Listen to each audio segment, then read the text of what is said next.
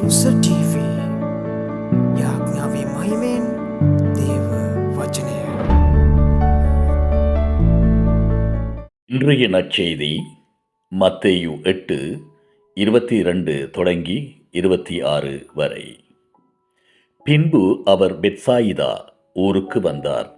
அப்பொழுது ஒரு குருடனை அவரிடத்தில் கொண்டு வந்து அவனை தொடும்படி அவரை வேண்டிக் கொண்டார்கள்.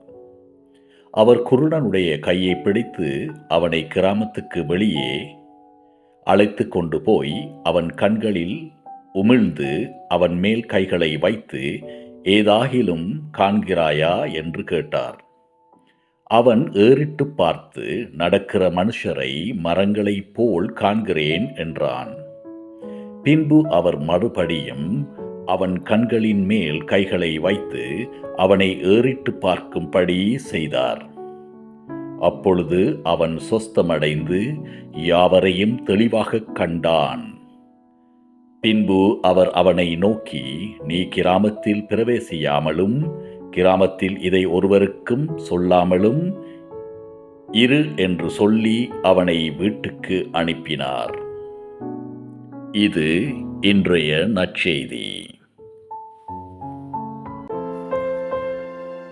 කුරුස TV අපව සබස්ක්‍රයිබ් කරන්න. දෙවියන් වහන්සේගේ දේ වචනය තව තවත් ඉදිරියට ගෙන යන්නට ඔබ අප හා එක්වන්න. ස්තුතියි. ජේසු පිහිටයි.